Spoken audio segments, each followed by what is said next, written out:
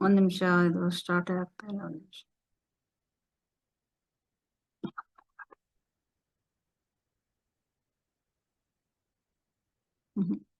ಇಂದು ನಾವು ಭೂಮಿ ಮೇಲೆ ಪ್ರತಿಯೊಬ್ಬ ಮನುಷ್ಯ ಹೋರಾಡೋ ವಿಷಯದ ಬಗ್ಗೆ ಹೋರಾಡ್ತಾ ಇರ್ತಾರೆ, ಬಟ್ ಅದನ್ನ ಅವರು ಹೇಳಲ್ಲ. ಭೂಮಿ ಮೇಲೆ ಪ್ರತಿಯೊಬ್ಬ ಮನುಷ್ಯ ಹೋರಾಡೋ ವಿಷಯದ ಬಗ್ಗೆ ಮಾತನಾಡ್ತಿದ್ದೇವೆ. ನಾವೆಲ್ಲರೂ ಅದನ್ನ ಅನುಭವಿಸ್ತೇವೆ, ಆದ್ರೆ ಅದ್ರ ಬಗ್ಗೆ ನಾವು ಮಾತಾಡೋಣ ಫ್ರೆಂಡ್ಸ್. ಸೊ ನಾವು ಶಾಂತಿಯಿಂದ ಬದುಕ್ತೇವೆ ಅಥವಾ ಒತ್ತಡದಿಂದ ಬದುಕ್ತಿದ್ದೇವೆ ಅನ್ನೋದು ನಿರ್ಧರಿಸುವ ವಿಷಯ ಇದು, ನಿಮ್ಗೆ ಹೇಳ್ಬೇಕು ಅಂದ್ರೆ. ಸೊ ಬಾಹ್ಯ ಯಶಸ್ಸು ಏಕೆ ಶಾಂತಿಯನ್ನ ನೀಡೋದಿಲ್ಲ ಅನ್ನೋದ್ರ ಬಗ್ಗೆ ಇವತ್ತಿನ ಕಾರ್ಯಕ್ರಮ. ಸೊ ಪ್ರಾರಂಭಿಸೋ ಮೊದಲು, ನೀವು ಜೀವನದಲ್ಲಿ ಯಾವ್ದನ್ನಾದ್ರೂ ಸಾಧಿಸಿದಿರಾ? ಹಣ ಆಗಿರ್ಬೋದು, ಗೌರವ, ಕೆಲಸ, ಸಂಬಂಧ, ತೂಕ ನಷ್ಟ, ವೇಟ್ ಲಾಸ್ ಮಾಡ್ಕೊಂಡಿರೋದು ಒಂದು ಸಾಧನೆ. ಮತ್ತೆ ಇನ್ನೂ ನಿಮ್ಗೆ ಅದನ್ನೆಲ್ಲ ಅನುಭವಿಸಿದ್ರು ನಿಮ್ಗೆ ಖಾಲಿ ಖಾಲಿ ಅನಿಸ್ತಾ ಇದೆಯಾ? ಒಳಗಡೆ ನಿಮ್ಮ ಅಂತರದಲ್ಲಿ ಖಾಲಿ ಖಾಲಿ ಅಥವಾ ಭಾವನೆ ಆಗ್ತಾ ಇದೆಯಾ ನಿಮ್ಗೆ? ಹೌದು ಅಂತ ಅಂದ್ರೆ ನೀವು ಫ್ರೆಂಡ್ಸ್, ನೀವು ಒಬ್ಬ ಮನುಷ್ಯ ಅಂತ ತಿಳ್ಕೊಳ್ಳಿ. ಸೊ ಇಂದಿನ ವಿಷಯ ನಿಮ್ಮ ಹೃದಯನ ತೆರೆಯುತ್ತದೆ, ಮತ್ತೆ ನಿಮ್ಮ ಮನಸ್ಸನ್ನ ಶಾಂತಗೊಳಿಸ್ತದೆ, ಮತ್ತೆ ನಿಮ್ಮ ಆಂತರಿಕ ಶಾಂತಿಯ ನಿಜವಾದ ಮಾರ್ಗವನ್ನ ನಿಮ್ಗೆ ತೋರಿಸ್ತದೆ. ಸೊ ಈಗ ಒಂದು ಕಥೆಯಿಂದ ಪ್ರಾರಂಭಿಸೋಣ. ಒಬ್ಬ ಮನುಷ್ಯ ಇರ್ತಾನೆ, XYZ, ರವಿ ಅಂತ ಅವನ ಹೆಸರು. ಓಕೆ, ಅವನಿಗೆ ಒಳ್ಳೆ ಕೆಲಸ ಇರುತ್ತೆ, ಸುಂದರವಾದ ಒಂದು ಮನೆ ಇರುತ್ತೆ, ಕುಟುಂಬ ಇರುತ್ತೆ, ದೊಡ್ಡ ಮನೆ ಇರುತ್ತೆ. ಮತ್ತೆ ಯಾವ್ದಾದ್ರ ಬಗ್ಗೆನೂ ಅವನಿಗೆ ಯಾವುದೇ ಬಗ್ಗೆ ಚಿಂತಿಸ್ಬೇಕಾಗಿ ಅಷ್ಟು ಹಣ ಇರುತ್ತೆ ಅವನ ಹತ್ರ. ಆದ್ರೆ ಪ್ರತಿ ರಾತ್ರಿ ಅವನು ಮಲಗುವಾಗ ಅವನಿಗೆ ವಿಚಿತ್ರವಾದ ಒಂದು ಭಾರ ಅನಿಸ್ತಾ ಇರುತ್ತೆ. ಅವನು ತಾನೇ ಕೇಳ್ಕೊಳ್ತಾ ಇದ್ದಾನೆ, ಇಷ್ಟೆಲ್ಲ ನನಗೆ ಇದ್ರು ನಾನು ಯಾಕೆ ಸಂತೋಷವಾಗಿಲ್ಲ, ನನಗೆ ಅಶಾಂತಿ ಅನಿಸ್ತಾ ಇದೆ ಯಾಕೆ ಅಂತ ಅವನು ಕೇಳ್ಕೊತಾ ಇರ್ತಾನೆ. ಸೊ ಏನೋ ನನ್ನಲ್ಲಿ ಕಾಣೆಯಾಗಿದೆ ಅಂತ ಅವನು ಅನ್ಕೋತಾ ಇರ್ತಾನೆ ಫ್ರೆಂಡ್ಸ್. ಸೊ ಅವನು ಹೊಸ ವಸ್ತುಗಳನ್ನ ಖರೀದಿಸ್ತಾ ಇರ್ತಾನೆ, ಯಾವಾಗಲೂ ಹೊಸ ಫೋನ್ಗಳನ್ನ ಖರೀದಿಸ್ತಾ ಇರ್ತಾನೆ, ಹೊಸ ಬಟ್ಟೆ, ಹೊಸ ಫರ್ನಿಚರ್ಗಳು. ಆದ್ರೆ ಅವನಲ್ಲಿ ಒಂದು ಶೂನ್ಯತೆ ಇರುತ್ತೆ ಯಾವಾಗಲೂ. ಒಂದು ದಿನ ಅವನು ಒಬ್ಬ ಹಳೆ ಸನ್ಯಾಸಿನ ಭೇಟಿ ಆಗ್ತಾನೆ. ಭೇಟಿಯಾಗಿ ಅವನು ಕೇಳ್ತಾನೆ, ಜನರು ಏನು ಕನಸು ಕಾಣ್ತಾರಲ್ಲ ಅದೆಲ್ಲ ನನ್ನ ಹತ್ರ ಇದೆ, ಆದ್ರೆ ನನಗೆ ಇನ್ನೂ ಶಾಂತಿ ಸಿಗ್ತಾ ಇಲ್ಲ, ದಯವಿಟ್ಟು ಯಾಕೆ ಅಂತ ಹೇಳಿ ಅಂತ ಸನ್ಯಾಸಿ ಹತ್ರ ಕೇಳ್ತಾನೆ ಅವನು. ಸೊ ಸನ್ಯಾಸಿ ಮುಗುಳ್ನಗ್ತಾ ಹೇಳ್ತಾನೆ, ಯಾಕಂತಂದ್ರೆ ನಿನ್ನಲ್ಲಿರುವ ಎಲ್ಲ ನಿನ್ನ ಹೊರಗಿದೆ, ನಿನ್ನಲ್ಲಿ ಏನಿದೆ ಅದೆಲ್ಲ ನಿನ್ನ ಹೊರಗಿದೆ. ಮತ್ತೆ ನೀನು ಕಳೆದುಕೊಂಡಿದ್ರೆ ಅದು ನಿನ್ನೊಳಗೆ ಇದೆ, ನಿನ್ನೊಳಗೆ ಏನಿದೆ ಅದನ್ನೇ ನೀನು ಕಳೆದುಕೊಂಡಿದ್ಯಾ ಅಂತ ಅವನಿಗೆ ಹೇಳ್ತಾನೆ. ಸೊ ಇದರಲ್ಲಿ ನಾವು ಭಾಗ 1 ಅಂತ ಮಾಡ್ಕೊಳ್ಳೋಣ. ಯಶಸ್ಸಿನ ಬಗ್ಗೆ ನಮ್ಗೆ ಏನ್ ಕಲಿಸಲಾಯ್ತು? ನಮ್ಗೆ ಚಿಕ್ಕ ವಯಸ್ಸಲ್ಲಿ ನಮ್ಗೆ ಯಶಸ್ಸು ಅಂದ್ರೆ ಏನು?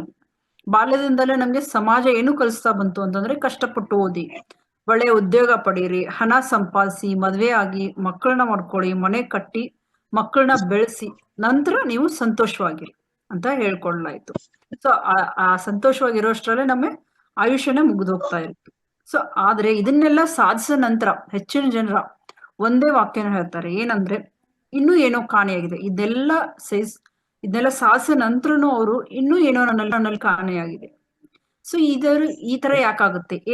ಯಾಕಂದ್ರೆ ನಮ್ಗೆ ಹೇಗೆ ಹಣ ಗಳಿಸೋದನ್ನೊಂದು ಕಲಿಸಲಾಯ್ತು, ಹೇಗೆ ಬದುಕೋದು ಅನ್ನೋದನ್ನ ನಮ್ಗೆ ಕಲಿಸಲಾಗಿಲ್ಲ ಫ್ರೆಂಡ್ಸ್. ಇತರರನ್ನ ಹೇಗೆ ಮೆಚ್ಚೋದು ಅಂತ ನಮ್ಗೆ ಕಲಿಸಲಾಯ್ತು, ಆದ್ರೆ ನಮ್ಮನ್ನ ನಾವು ಹೇಗೆ ತಿಳಿದುಕೊಳ್ಳೋದು ಅಂತ ನಮ್ಮನ್ನ ಕಲಿಸಲಾಗಿಲ್ಲ. ನಮ್ಗೆ ಹೇಗೆ ಯಶಸ್ವಿ ಆಗೋದು ಅಂತ ಕಲಿಸಲಾಯ್ತು, ಆದ್ರೆ ಹೇಗೆ ಶಾಂತಿಯುತವಾಗಿ ಬದುಕೋದು ಹೇಗೆ ಅನ್ನೋದನ್ನ ಕಲಿಸಲಾಗಿಲ್ಲ. ಯಶಸ್ಸು ಮತ್ತೆ ಶಾಂತಿ 2 ವಿಭಿನ್ನ ಪ್ರಯಾಣಗಳು. ಸೊ ಭಾಗ 2ರಲ್ಲಿ ನಾವ್ ಏನ್ ತಿಳ್ಕೊಳ್ಳೋಣ ಅಂದ್ರೆ, ಸತ್ಯವನ್ನ ತಿಳ್ಕೊಂಡು, ಬಾಹ್ಯ ಯಶಸ್ಸು ಇದು ನಿಜವಾದ ಸತ್ಯ, ಬಾಹ್ಯ ಯಶಸ್ಸು ತಾತ್ಕಾಲಿಕ. ಬಹಳ ಮುಖ್ಯವಾದನ್ನ ಅರ್ಥ ಮಾಡಿಕೊಳ್ಳೋಣ ನಾವೀಗ. ಸೊ ಬಾಹ್ಯ ಯಶಸ್ಸು ಅಲ್ಪ ಕಾಲ ಉಳಿಯುತ್ತೆ, ನಮ್ಗೆ ಅದರಲ್ಲಿ ಬಡ್ತಿ ಸಿಗುತ್ತೆ. 5 ತಿಂಗಳ ನಂತರ ಆ ಉತ್ಸಾಹ ತುಂಬಾ ಇರ್ತೇವೆ, ಅವಾಗ ತುಂಬಾ ಉತ್ಸಾಹ ಇರ್ತೇವೆ. ಆದ್ರೆ ಬರ್ತಾ ಬರ್ತಾ ಆ ಉತ್ಸಾಹ ಏನಾಗುತ್ತೆ, ಕಡಿಮೆ ಆಗ್ತಾ ಬರುತ್ತೆ. ನೀವು ಹೊಸ ಕಾರ್ ತಗೋತೀರ, 2 ವಾರಗಳ ನಂತರ ಅದು ಎಲ್ಲರ ಹತ್ರ ಇರೋದೇ ಕಾರ್ ನನ್ಗಿದೆ, ಅವಾಗ ಮಾತ್ರ ಅದು ಖುಷಿಯಾಗಿ ಅನ್ಸುತ್ತೆ. ಆದ್ರೆ ಸ್ವಲ್ಪ ದಿನ ಕಳೆದ ನಂತರ ಏನ್ ಅನ್ಸುತ್ತೆ, ಎಲ್ರ ಹತ್ರನೂ ಕಾರ್ದೆ, ನನ್ನ ಹತ್ರನೂ ಕಾರ್ದೆ. ಅದು ಸಾಮಾನ್ಯ. ನಿಮ್ಗೆ ಮೆಚ್ಚುಗೆ ಸಿಗುತ್ತೆ, ಎಲ್ರು ನಿಮ್ಗೆ ಹೊಗಳ್ತಾರೆ, ಕಾಂಗ್ರಾಟ್ಸ್ ಮಾಡ್ತಾರೆ. ಸೊ ಸ್ವಲ್ಪ ದಿನದ ನಂತರ ಆ ಉತ್ಸಾಹ ಎಲ್ಲ ಕಡಿಮೆ ಆಗುತ್ತೆ. ನಿಮ್ಗೆ ಅವಾಗ ಏನ್ ಅನ್ಸುತ್ತೆ, ನಿಮ್ಗೆ ಹೆಚ್ಚಿದ ಇನ್ನೂ ಏನು ಬೇಕಾಗಿದೆ ಅಂತ ಅನ್ಸಕ್ ಶುರು ಆಗುತ್ತೆ. ಸೊ ನೀವು ಇನ್ನೂ ಜನಗಳನ್ನ ಮೆಚ್ಚಕ್ಕೆ ಇನ್ನೂ ಏನಾದ್ರು ಮಾಡೋಣ, ಇನ್ನೂ ಏನಾದ್ರು ಹಣ ಗಳಿಸೋಣ, ಇನ್ನೂ ಏನಾದ್ರು ತಗೋಣ, ಇನ್ನೂ ಜನಗಳಿಗೆ ನನ್ಗೆ ಕಾಂಗ್ರಾಚುಲೇಷನ್ ಹೇಳ್ಬೇಕು, ನನ್ನ ಹೊಗಳ್ಬೇಕು ಅಂತ ಆಸೆ ಪಡ್ತಾ ಇರ್ತಾರೆ. ಸ್ವಲ್ಪ ಸಮಯದ ನಂತರ ನೀವು ಅದರ ಡಬಲ್ ಬಯಸ್ತಾ ಇರ್ತೀರಾ. ಕ್ಷಮಿಸಿ. So ಇದು ಯಾವತ್ತೂ ಎಂದಿಗೂ ನಿಲ್ಲೋದಿಲ್ಲ ಫ್ರೆಂಡ್ಸ್, ಇದು ನಿರಂತರ ನಡೀತಾನೆ ಇರುತ್ತೆ. ಯಾಕೆ ಇದೆಲ್ಲ ಅಂತಂದ್ರೆ, ಏಕೆಂದ್ರೆ ನಮ್ಮ ಮನಸ್ಸು ಎಲ್ಲದಕ್ಕೆ ಒಗ್ಗಿಕೊಳ್ತದೆ.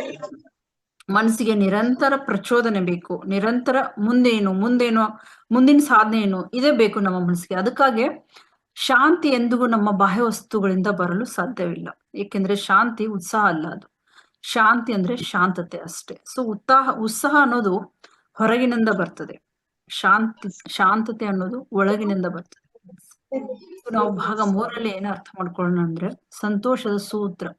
ಹೆಚ್ಚಿನ ಜನರು ಏನ್ ಅನುಸರಿಸ್ತಾ ಇದ್ದಾರೆ ಅಂತಂದ್ರೆ, ಮತ್ತೆ ಯಾಕೆ ವಿಫಲರಾಗ್ತಾ ಇದ್ದಾರೆ ಅಂದ್ರೆ, ಸಮಾಜ ಕಲಿಸುವ ಸೂತ್ರ ಇದು. ಏನಂತಂದ್ರೆ, ಯಶಸ್ ಮಾಡು ಮೊದ್ಲು, ಆಮೇಲೆ ಯಶಸ್ಸಿನಿಂದ ಹಣ ಗಳಿಸು, ಹಣದಿಂದ ಖ್ಯಾತಿ ಸಿಗತ್ತೆ ನಿಮ್ಗೆ, ಖ್ಯಾತಿಯಿಂದ ನಿನ್ಗೆ ಗೌರವ ಸಿಗತ್ತೆ, ಗೌರವದಿಂದ ಸಂತೋಷ ಸಿಗತ್ತೆ ನಿಮ್ಗೆ, ಆಮೇಲೆ ಸಂತೋಷದಿಂದ ನಿನಗೆ ಶಾಂತಿ ಸಿಗುತ್ತೆ. ಆದ್ರೆ ಇದು ನಿಜವಾದ ಅಲ್ಲ ಫ್ರೆಂಡ್ಸ್, ನಾವು ಮಾಡ್ತಾ ಇರೋದು. ಆದ್ರೆ ನಿಜವಾದ ಸೂತ್ರ ಏನ್ ಹೇಳಿ, ಮೊದ್ಲು ಅರಿವು ಫ್ರೆಂಡ್ಸ್, ಅರಿವಿನಿಂದ ಶಾಂತಿ, ಸೊ ಶಾಂತಿಯಿಂದ ಸಂತೋಷ, ಸಂತೋಷದಿಂದ ಯಶಸ್ಸು ಸಿಗುತ್ತೆ ಫ್ರೆಂಡ್ಸ್. ಇದು ಅದ್ರ ಫುಲ್ ಉಲ್ಟಾ ಇದೆ. ಸೊ ಹೆಚ್ಚಿನ ಜನ ಮೊದಲು ಯಶಸ್ಸನ್ನ ಬೆನ್ನಡ್ತಾ ಇರ್ತಾರೆ, ಮತ್ತೆ ಪ್ರತಿಕ್ರಿಯೆಯಲ್ಲಿ ಶಾಂತಿಯನ್ನ, ಈ ಯಶಸ್ಸನ್ನ ಬೆನ್ನಡ್ತಾ ಏನಾಗುತ್ತೆ, ಅವರು ತಮ್ಮ ಶಾಂತಿಯನ್ನ ಕಳೆದುಕೊಳ್ತಾ ಹೋಗ್ತಾರೆ. ಸೊ ಆಧ್ಯಾತ್ಮಿಕತೆ ನಮ್ಗೆ ಈ ವಿರುದ್ಧವಾದದನ್ನ ಕಲಿಸ್ತದೆ. ಆಧ್ಯಾತ್ಮಿಕ ನಾವು ಇವಾಗ ಏನ್ ಮಾಡ್ತಾ ಇದೀವಿ ಅದ್ರ ವಿರುದ್ಧನ ಕಲಿಸ್ತದೆ. ಅದು ಮೊದಲು ಅರಿವು ಮೂಡಿಸ್ತದೆ ನಮ್ಗೆ, ಅರಿವಿನಿಂದ ಶಾಂತಿ, ಶಾಂತಿಯಿಂದ ಸಂತೋಷ, ಮತ್ತು ಸಂತೋಷದಿಂದ ಯಶಸ್ಸು ಸಿಗುತ್ತೆ ಅಂತ ನಮ್ಗೆ ಆಧ್ಯಾತ್ಮಿಕ ಕಲಿಸ್ತದೆ. ನೀವು ಮೊದಲು ಅರಿವು ಮತ್ತು ಶಾಂತಿಯನ್ನ ಬೆಳೆಸ್ಕೊಂಡ್ರೆ ಯಶಸ್ಸು ಸ್ವಯಂಚಾಲಿತವಾಗಿ ಹಗುರವಾಗಿ ನಿಮ್ಗೆ ಸಿಗ್ತದೆ, ಸುಲಭವಾಗ್ತದೆ ಫ್ರೆಂಡ್ಸ್. ಅವಾಗ ಮತ್ತೆ ಹೆಚ್ಚು ಅರ್ಥಪೂರ್ಣ ಕೂಡ ಆಗಿರ್ತದೆ. ಸೊ ಭಾಗ 4ರಲ್ಲಿ ನಾವೇನ್ ಕಲಿಯೋಣ ಅಂದ್ರೆ, ಬಾಹ್ಯ ಯಶಸ್ಸು ಶಾಂತಿಯನ್ನ ಯಾಕೆ ನೀಡೋದಿಲ್ಲ ನಮ್ಗೆ ಅಂತ. ಸೊ ಕಾರಣ ಒಂದು ಏನಂದ್ರೆ, ನಾವು ನಮ್ಮ ಸ್ವಮೌಲ್ಯವನ್ನ ಸಾಧನೆಗಾಗಿ, ನಮ್ಮ ಸ್ವಮೌಲ್ಯ ಏನಿದೆ ಅದು ಸಾಧನೆಗಾಗಿ ಜೋಡಿಸ್ತಾ ಇದ್ದೀವಿ ನಾವು.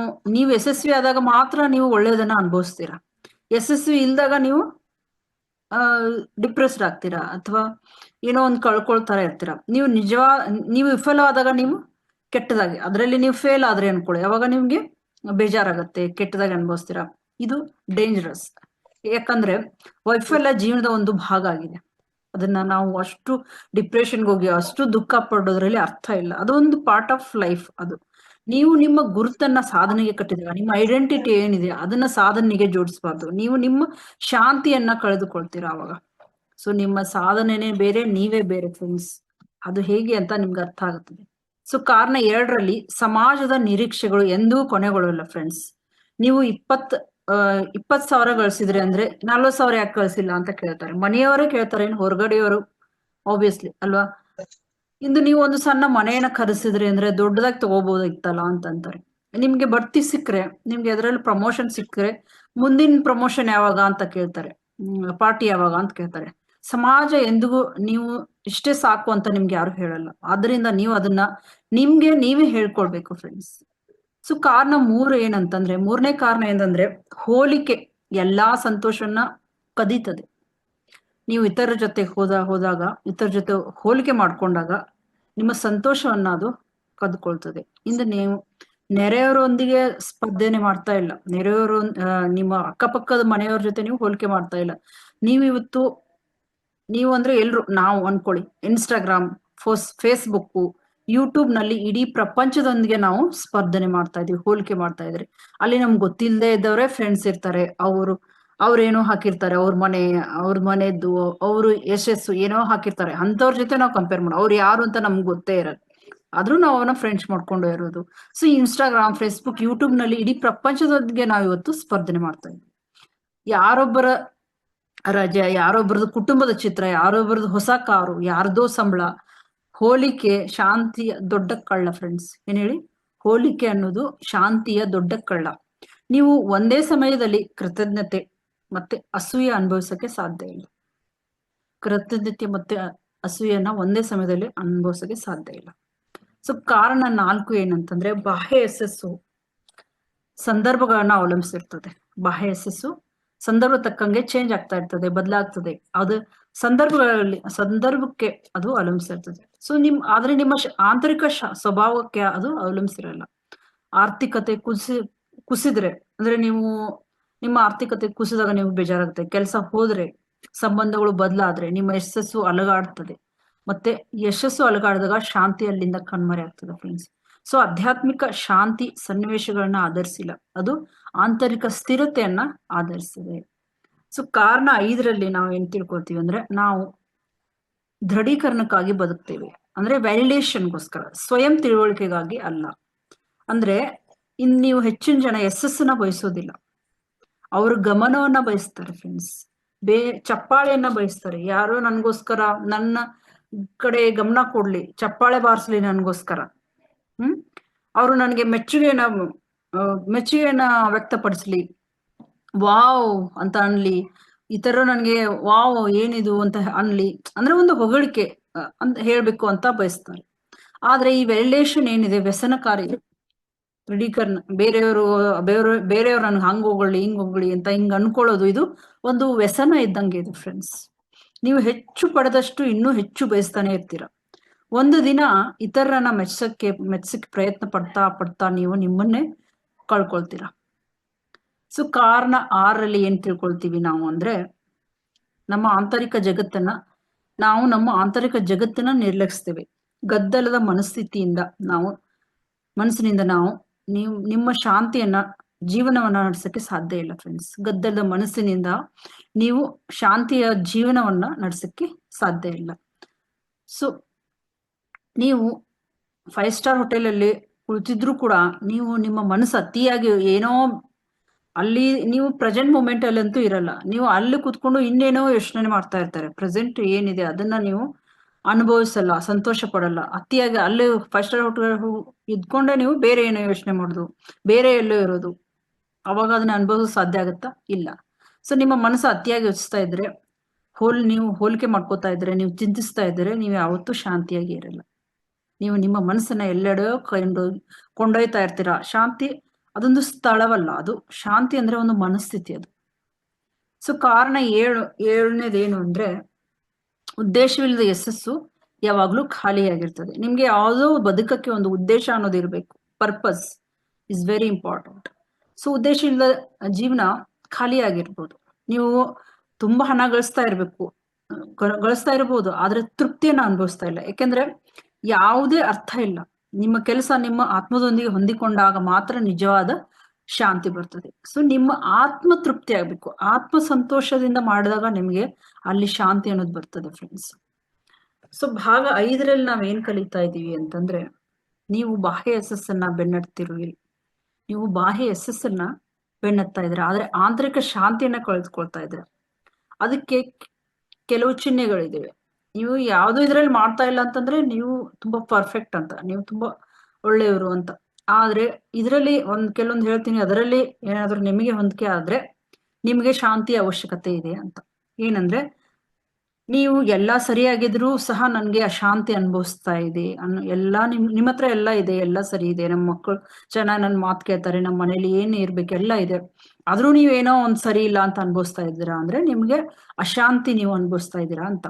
ನೀವು ಏನನ್ನಾದ್ರೂ ಸಾಧಿಸಿದಿರಾ, ಆದ್ರೂ ನೀವು ಅದನ್ನ ಎಂಜಾಯ್ ಮಾಡ್ತಾ ಇಲ್ಲ, ಅದನ್ನ ಆನಂದಿಸ್ತಿಲ್ಲ ಅಂತಂದ್ರೂ ಕೂಡ ನಿಮ್ಗೆ ಶಾಂತಿ ಅವಶ್ಯಕತೆ ಇದೆ. ನೀವು ನಿರಂತರವಾಗಿ ನೀವು ಜೀವನವನ್ನ ಇತರರೊಂದಿಗೆ ಹೋಲಿಸ್ತಾ ಇದ್ದೀರಾ, ನೀವು ಮಾನಸಿಕವಾಗಿ ದಣಿದಿದ್ದೀರಾ, ದೈಹಿಕ ಕೆಲಸ ಇಲ್ಲದೆ ಇದ್ರೂ ಕೂಡ ನೀವು ಮಾನಸಿಕವಾಗಿ ದೈದಿದ್ದೀರಾ, ನೀವು ಕಷ್ಟಪಟ್ಟು ಕೆಲಸ ಮಾಡ್ತೀರಾ ಆದ್ರೆ ಖಾಲಿತನವನ್ನ ಅನುಭವಿಸ್ತಾ ಇದ್ದೀರಾ, ಅಥವಾ ನೀವು ನನ್ಗೆ ಇನ್ನಷ್ಟು ಇದೆ, ಇನ್ನಷ್ಟು ಬೇಕು, ಆತರ ಯೋಚನೆ ಮಾಡ್ತಾ ಇದ್ದೀರಾ. ನಿಮ್ಗೆ ನಿಜವಾಗಿಯೂ ಏನು ಸಂತೋಷವನ್ನ ನೀಡ್ತದೆ ಅಂತ ನಿಮ್ಗೆ ಗೊತ್ತಿಲ್ವಾ? ನೀವು ಬೇರೆಯೊಬ್ಬರ ಜೀವನವನ್ನ ನಡೆಸ್ತಾ ಇದ್ದೀರಾ, ನಿಮ್ ಜೀವನ ಅಲ್ಲ, ಆತರ ನಿಮ್ಗೆ ಅನಿಸ್ತಾ ಇದೆಯಾ? ಹಾಗಾದ್ರೆ ನೀವು ಶಾಂತಿಯನ್ನ ಬಯಸ್ತಾ ಇದ್ದೀರಾ, ಆದ್ರೆ ಅದನ್ನ ಹೇಗೆ ಪಡೆಯಬೇಕು ಅನ್ನೋದನ್ನ ನಿಮ್ಗೆ ಗೊತ್ತಾಗ್ತಾ ಇಲ್ಲ ಫ್ರೆಂಡ್ಸ್. ಸೊ 2ರಿಂದ 3 ಇದರಲ್ಲಿ ಹೇಳೋದ್ರಲ್ಲಿ 2ರಿಂದ 3 ನಿಜ ಆಗಿದ್ರು ಕೂಡ ನೀವು ಬಾಹ್ಯ ಯಶಸ್ಸಿಗಾಗಿ ಬದುಕ್ತಾ ಇದ್ದೀರಾ, ಆಂತರಿಕ ಶಾಂತಿಗಾಗಿ ಅಲ್ಲ ಅಂತ ಅರ್ಥ ಫ್ರೆಂಡ್ಸ್.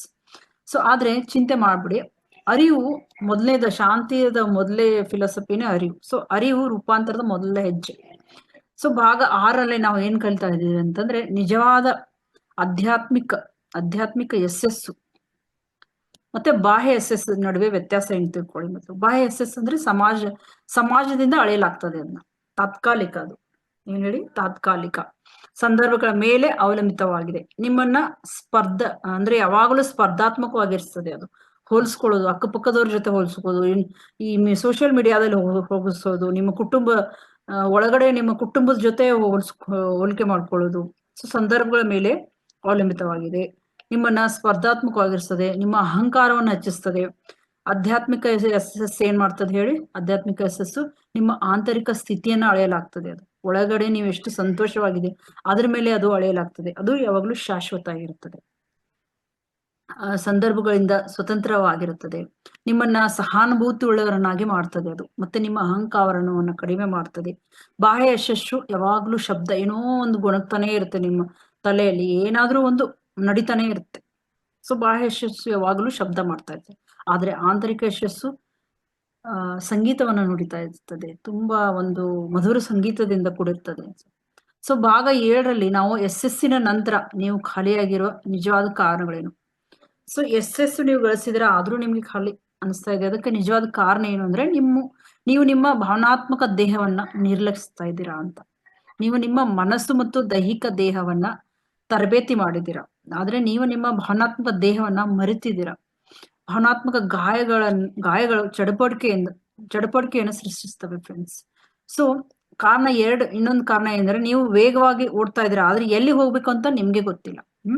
ತುಂಬಾ ವೇಗವಾಗಿ ಸಾಕ್ತಾ ಇದಾರೆ, ಎಲ್ಲಿ ಡೆಸ್ಟಿನೇಷನ್ ಏನು ಅನ್ನೋದು ನಿಮ್ಗೆ ಗೊತ್ತಿಲ್ಲ. ಸೊ ದಿಕ್ಕಿಲ್ದ ವೇಗ ನಿಷ್ಪ್ರಯೋಜಕ ಫ್ರೆಂಡ್ಸ್. ಕೆಲವರು ಯಶಸ್ಸಿನ ಏಣಿಯನ್ನ ಹತ್ತಾರೆ, ಮತ್ತೆ ಅದು ತಪ್ಪು ಗೋಡೆಯ ಮೇಲೆ ಏನಾಗುತ್ತೆ, ಅವ್ರು ಹತ್ತಾರೆ ಅವರು, ಆಮೇಲೆ ಅರ್ಥಕೊಳ್ತಾರೆ. ಸೊ ಕಾರಣ 3 ಏನಂದ್ರೆ ನೀವು ಫಲಿತಾಂಶಗಳ ಮೇಲೆ ಕೇಂದ್ರೀಕರಿಸ್ತೀರಾ. Result only you want result. ನಿಮ್ಮ ಆಂತರದ ಪ್ರಯಾಣದ ಮೇಲೆ ಅಲ್ಲ. ಅದರಿಂದ ನನ್ಗೆ ಎಷ್ಟು ಶಾಂತಿ ಸಿಗುತ್ತೆ, ಒಳಗಡೆ ನನ್ಗೆ ಎಷ್ಟು ಸಂತೋಷ. ಫಾರ್ ಎಕ್ಸಾಂಪಲ್, ಈಗ ಒಂದು ಮಗು, ನೀವು ಅಷ್ಟೇ ಮಾರ್ಕ್ಸ್ ತಗೊಳ್ಳಿ, ಇಷ್ಟು ಮಾರ್ಕ್ಸ್ ತಗೊಳ್ಳೇಬೇಕು ಅಂತ ಅಂತೀರಾ, ಬಟ್ ಆ ಮಗು ನಿಮಗೋಸ್ಕರ ಅದು ಓದ್ತದೆ. ನೀವು ಬೈತೀರಾ, ನೀವು ಹೊಡಿತೀರಾ ಅಂತ ಆ ಮಗು ಓದ್ತದೆ. ಆದ್ರೆ ತನ್ನ ಸಂತೋಷಕ್ಕೋಸ್ಕರ, ತನ್ನ ಇದಕ್ಕೋಸ್ಕರ ಓದಲ್ಲ. ಫಾರ್ ಎಕ್ಸಾಂಪಲ್ ಹೇಳಿದೆ ನಾನು, ತೃಪ್ತಿಗೋಸ್ಕರ ಓದಲ್ಲ ಅದು.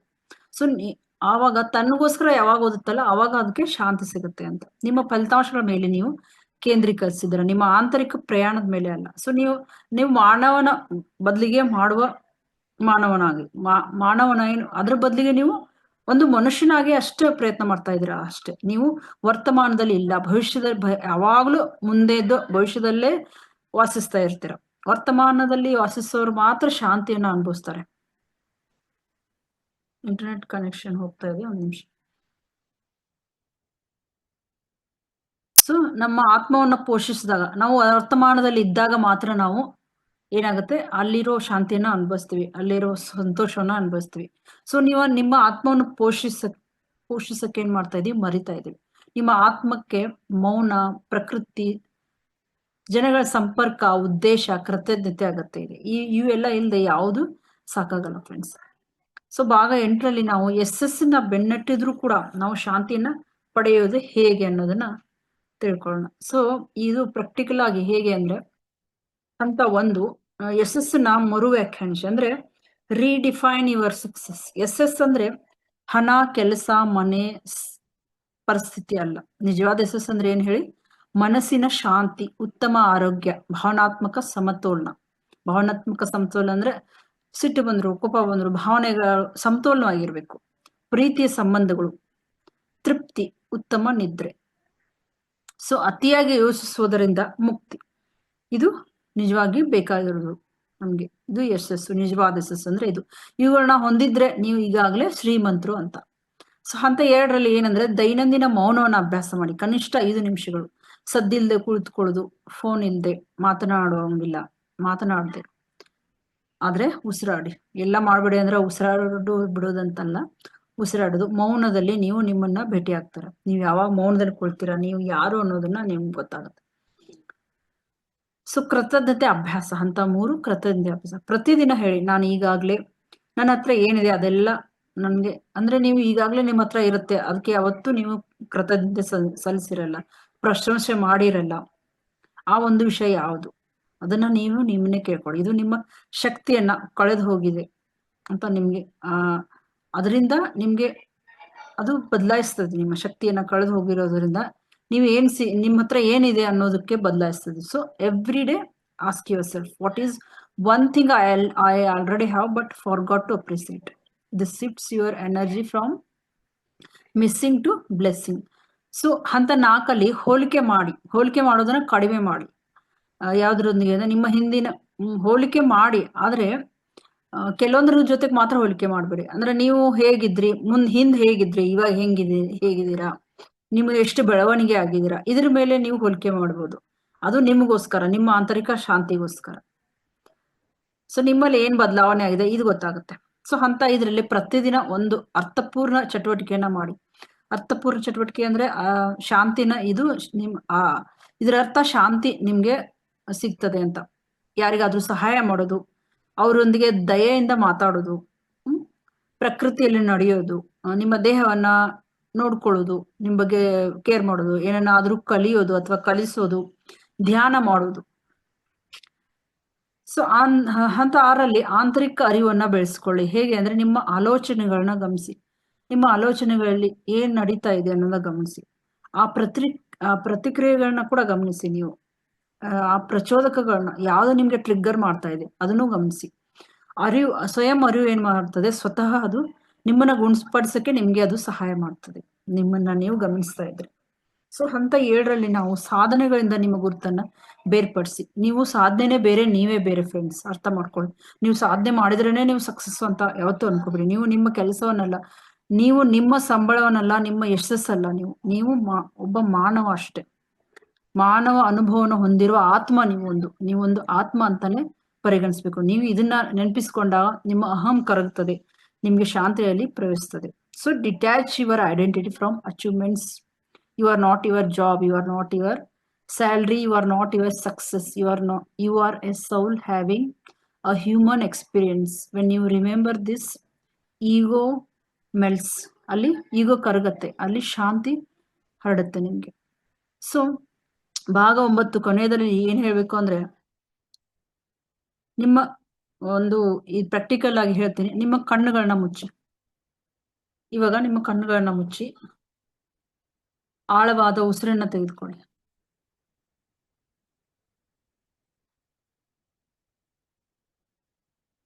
ಕಣ್ಣುಗಳನ್ನ ಮುಚ್ಚಿ ನಿಧಾನವಾಗಿ ನಿಮ್ಮ ಕಣ್ಣುಗಳನ್ನ ಮುಚ್ಚಿ ಡೀಪ್ ಇನ್ಹಲೇಷನ್ ಮಾಡಿ ಆಳವಾದ ಉಸಿರನ್ನ ತೆಗೆದುಕೊಳ್ಳಿ. ಮತ್ತೆ ನಿಮ್ಮ ಎಲ್ಲಾ ಒತ್ತಡಗಳನ್ನ ಬಿಡಿ. ನಾನು ನನ್ನ ಎಲ್ಲಾ ಒತ್ತಡಗಳನ್ನ ಬಿಡ್ತಾ ಇದ್ದೀನಿ, ನನ್ನ ನಿರೀಕ್ಷೆಗಳನ್ನ ಬಿಡ್ತಾ ಇದ್ದೀನಿ ಅಂತ ನಿಮ್ಗೆ ಹೇಳ್ಕೊಳ್ಳಿ. ನೀವು ನಿಮ್ಮಷ್ಟಕ್ಕೆ ನೀವು ಹೇಳ್ಕೊಳ್ಳಿ. ನನಗೇನಿದೆ, ನಾನು ಎಷ್ಟಿದೆ, ನನ್ನ ಹತ್ರ ಏನಿದೆ ಅದಕ್ಕೆ ನಾನು ಸಂಪೂರ್ಣ ಶಾಂತವಾಗಿದ್ದೀನಿ, ನಾನು ನೈಸರ್ಗಿಕವಾಗಿ ಬದುಕ್ತಾ ಇದ್ದೀನಿ. ಸೊ ನನ್ನ ಹತ್ರ ಏನಿದೆ ನನ್ಗೆ ತೃಪ್ತಿ ಇದೆ ಅಂತ ನಿಮ್ಮನ್ನ ನೀವೇ ಕೇಳ್ಕೊಳ್ಳಿ.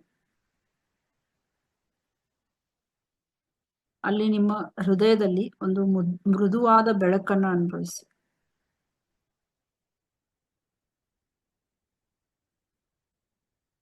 ಇದು ನಿಮ್ಮ ಆಂತರಿಕ ಮನೆ. ಅದು ನಿಜವಾದ ಯಶಸ್ಸು, ನೀವು ವಾಸಿಸುವ ಸ್ಥಳ ಅದು. ಸೊ ನಿಜವಾದ ಶಾಂತಿ ಹುಟ್ಟುವುದೇ ಅಲ್ಲಿಂದ.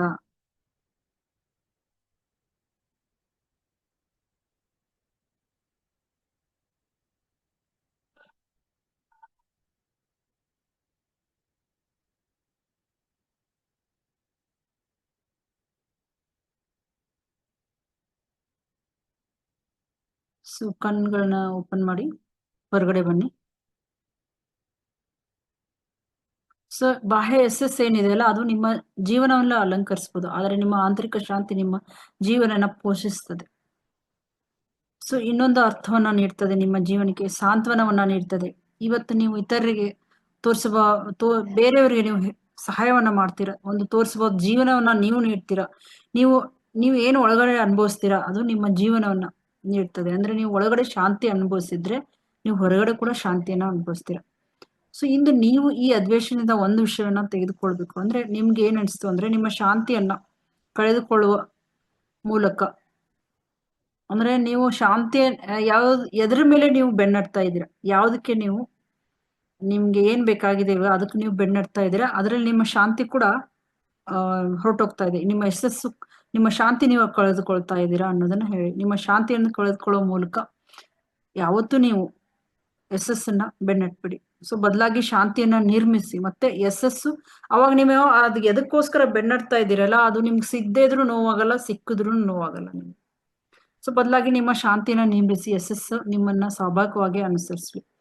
ಶಾಂತಿ ಒಂದು ಗಮ್ಯಸ್ಥಾನ, ಅದು ಅಂದ್ರೆ ಡೆಸ್ಟಿನೇಷನ್, ಅದೊಂದು ಡಿಸಿಷನ್ ಅಷ್ಟೇ, ನೀವು ತೆಗೆದುಕೊಳ್ಬೇಕಾದ ನಿಜವಾದ ನಿರ್ಧಾರ ಅಷ್ಟೇ. ಸೊ ಇಂದಿನ ಅಧಿವೇಶನವನ್ನ ನಾನು ಕೊನೆಗೊಳಿಸೋ ಮುಂಚೆ ನಿಮಗೆ ಒಂದು ಪ್ರಶ್ನೆ ಕೇಳ್ತೀನಿ. ನೀವು ಬೆನ್ನಟ್ಟುವುದನ್ನ ನಿಲ್ಲಿಸಲು, ಅಂದ್ರೆ ನೀವು ಯಾವ್ದಾದ್ರು ಆತರ ಬೆನ್ನಟ್ತಾ ಇದ್ರೆ ಅದನ್ನ ನಿಲ್ಲಿಸ್ಬೇಕಾ ಅಂತಂದ್ರೆ ನೀವು ಬಯಸುವ ಒಂದು ವಿಷಯ ಯಾವ್ದು, ಯಾವ್ದನ್ನ ನೀವು ಪ್ರಾರಂಭಿಸಕ್ಕೆ ಬಯಸ್ತೀರ, ಯಾವ ವಿಷಯ? ಸೊ ಇವತ್ತಿನ ಇದು ಪ್ರಾಕ್ಟಿಕಲ್, ನಿಮ್ಗೆ ನೀವೇ ಕೇಳ್ಕೊಳ್ಳಿ, ನಾನು ಯಾವ್ದಕ್ಕೆ ಬೆನ್ನಡ್ತಾ ಇದ್ದೀರಿ, ಅದರಲ್ಲಿ ನನ್ಗೆ ನಿಜವಾದ ಶಾಂತಿ ಇದೆಯಾ ಅಂತ. Okay, thank you friends.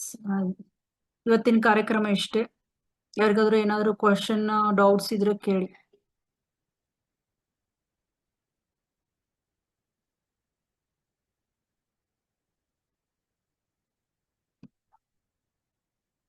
ತುಂಬಾ ಕಡಿಮೆ ಜನ ಇದ್ದಾರೆ ಇವತ್ತು. ನಮಸ್ತೆ. ಕೇಳಿಸ್ತಾ ಇಲ್ಲ. ನಮಸ್ತೆ. ಕೇಳಿಸ್ತಾ ಇಲ್ಲ ಸೌಂಡ್. ಕೇಳಿಸ್ತಿಲ್ವಾ?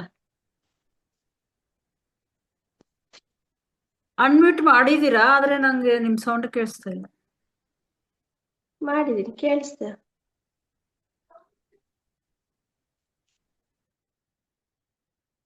ಇವಾಗ ಅನ್ಮ್ಯೂಟ್ ಮಾಡಿ. ನಮಸ್ತೆ. ಕೇಳಿಸ್ತಾ ಇಲ್ಲ. ಕೇಳಿಸ್ತಿಲ್ಲ. ನಿಮ್ದು ಏನಾದ್ರೂ ಮ್ಯೂಟ್ ಆಗಿದೆ ನೋಡ್ಕೊಳ್ಳಿ.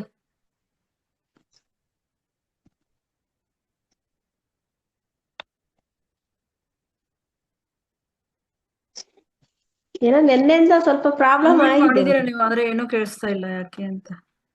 ವೀಣಾ ಅವರೇ ಹೇಗಿದ್ದೀರಾ? ಅನ್ಮ್ಯೂಟ್ ಮಾಡ್ಕೊಳ್ಳಿ.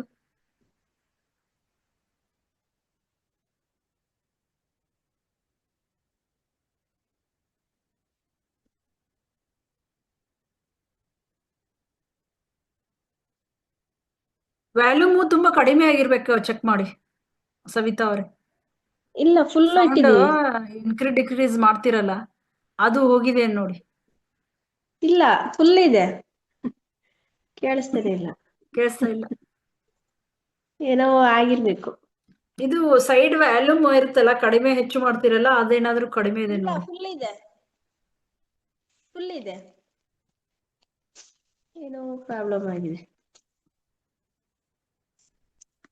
ವೀಣಾ ಅವರು ಮಾತಾಡ್ತಾ ಇಲ್ಲ. ಓಕೆ, ಇವತ್ತು ನಾಳೆ ನೋಡಿ, ನಾಳೆ ಹೇಳುವರಂತೆ. ಓಕೆ, ಆಯ್ತು. Thank you so much. ಇವತ್ತಿನ ಸೆಷನ್ ಇಲ್ಲಿಗೆ ಎಂಡ್ ಮಾಡೋಣ. Thank you friends.